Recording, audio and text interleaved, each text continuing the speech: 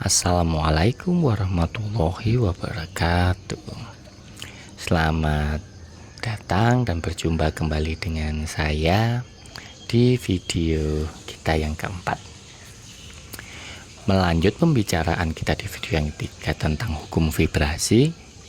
Seperti yang sudah saya janjikan, di video keempat ini saya akan mencoba mengulas lebih dalam lagi tentang hukum vibrasi. Terakhir dari video ketiga saya menyebutkan bahwa dalam 24 jam kita ini lebih banyak mana menggetarkan vibrasi atau perasaan apa yang muncul dalam diri kita selama 24 jam ini, yang paling banyak yang mana? Apakah frekuensi rendah atau vibrasi rendah atau tengah atau atas? Lalu pertanyaannya, apa hubungannya vibrasi ini dengan manifestasi? Mungkin itu yang paling sering ditunggu-tunggu ya. Apa hubungannya vibrasi dengan manifestasi? Jadi sepengalaman saya, kalau kita sedang menginginkan sesuatu atau berdoa, punya hajat, kenapa kadang hajatnya itu cepat terkabul, kadang kok ya enggak? Ternyata setelah saya mencoba amati perasaan saya dan kejadian-kejadian terjadi pada diri saya, pada waktu tidak terkabul, menurut saya tidak terkabul ya, tapi ternyata itu terkabul. Terkabulnya cuma tidak sesuai dengan pikiran kita. Contoh begini, saya pengen kaya, pikiran saya gitu. Saya pengen punya, saya pengen dapat uang 10 miliar misalnya gitu ya. Itu keinginan. Kalau keinginan kan berarti masuknya di perasaan ya, rasonya kita pengen 10 miliar.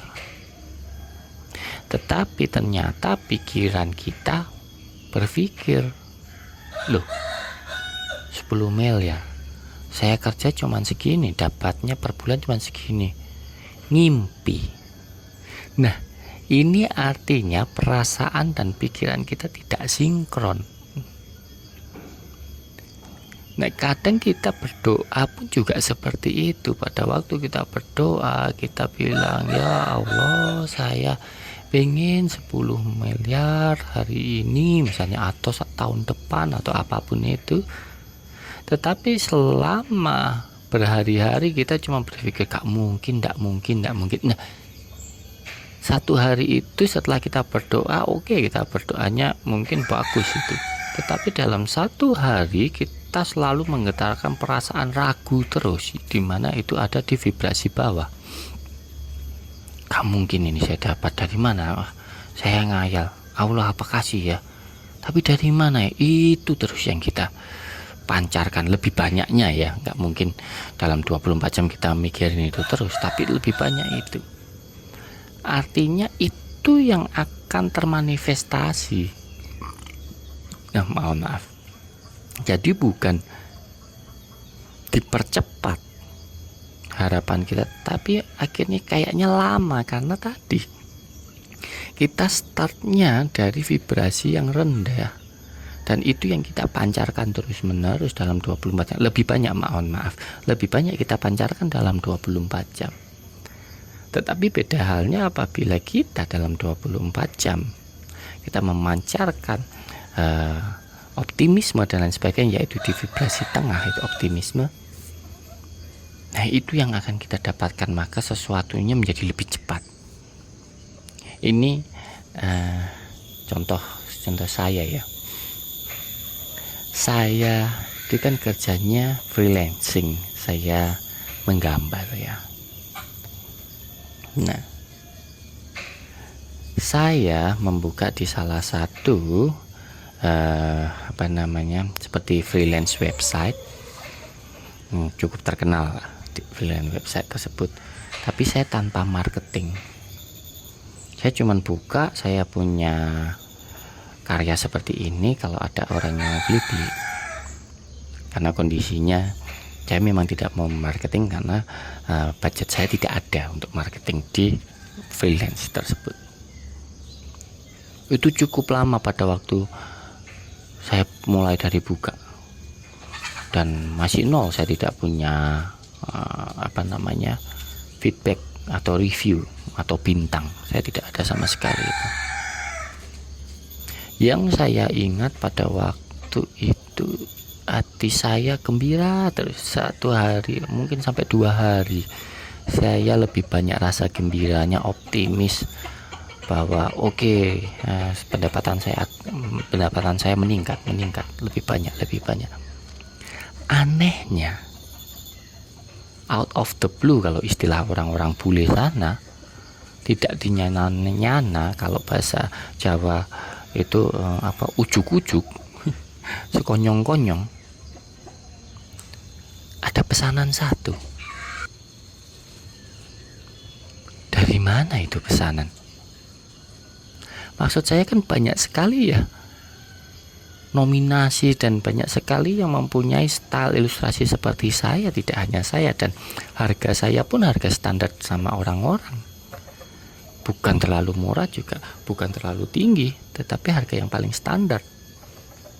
Kenapa orang ini order di saya? Buat saya, kalau bukan Allah yang menggerakkan atau semesta yang menggerakkan, gak mungkin ini terjadi. Tetapi triggernya itu kan dari kitanya, dimana kita merasa berlimpah, merasa senang, merasa optimis terus menerus. Allah tahu. Kembali lagi seperti di video saya yang pertama, saya berkata bahwa Allah bekerja sesuai prasangka hambanya. Jadi pada waktu kita 24 jam berprasangka kita ini berlimpah, optimis, Allah kabulkan. Dan luar biasanya lagi, setelah itu beberapa minggu berikutnya saya dapat terus. Dan yang hebatnya lagi, saya dapat satu klien yang akhirnya menjadi langganan saya, repeat order terus. Di situ rating saya naik. Pada waktu rating saya naik, semakin banyak order masuk di saya. Itu keajaiban yang terjadi dalam hidup saya. Masih banyak keajaiban lain yang terjadi dalam hidup saya, banyak sekali ya. Kalau saya ceritakan satu persatu, bisa-bisa lebih dari 1 jam untuk video ini ya. Ada satu hal lagi, ini saudara saya, sering kita berbicara tentang vibrasi. Dia mulai menanamkan ilmu vibrasi ini. Suatu ketika, ini cerita dia kepada saya ya, dia sedang pergi ke supermarket, tapi dia melihat ada buah. Dia teringat anaknya. Dia berpikir, aduh, anak saya, waktu itu buahnya adalah buah apokat yang dia lihat. Dia lihat, waduh, kok ini kalau anakku makan ini kan lebih sehat, tapi kondisinya budgetnya bukan untuk beli buah, tapi untuk beli yang lain, vitamin pada waktu itu. Oke, dia pulang. Kebetulan pohon apokat saya lagi berbuah pada waktu itu, dan saya tidak tahu kondisi kalau dia ingin apokat ya.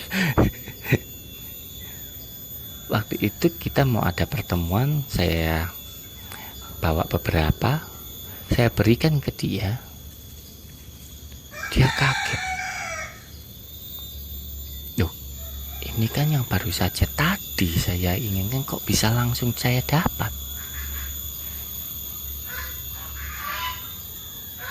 Dan rasa inginnya yang dia pancarkan pada waktu itu tidak dari vibrasi rendah, tidak dia ada rasa aduh saya tidak punya uang untuk beli ini ya, bukan. Dia cuma tahu bahwa oke, next saya akan beli, saat ini saya fokus di sini. Itu cerita dia.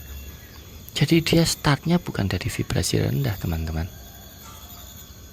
Dia tidak mensikapi kondisi dia sebagai suatu masalah. Dia cuma tahu mana prioritas dia. Udah itu aja, habis itu dia melupakan itu, tidak menjadi beban.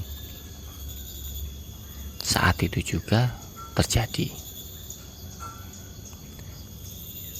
Banyak hal keajaiban-keajaiban yang saya saksikan di depan mata kepala saya sendiri, baik dari orang lain maupun dari diri saya sendiri. Bahkan istri saya pun juga mengalami keajaiban-keajaiban tersebut setelah kami mempraktekkan ilmu vibrasi ini. Luar biasa sekali pada waktu kita menyadari bahwa Allah itu sudah menyediakan semuanya. Tinggal kita yang mau enggak mengambil anugerah atau rahmat Allah atau hidayah apapun itu istilahnya yang diberikan Allah kepada kita. Pantas enggak kita mengambilnya? Bisa tidak kita mengambilnya?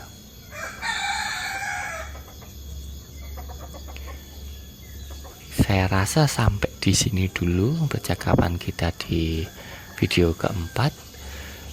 Di video kelima, kalau memang teman-teman ingin saya membahas sesuatu, silahkan komen di kolom komentar.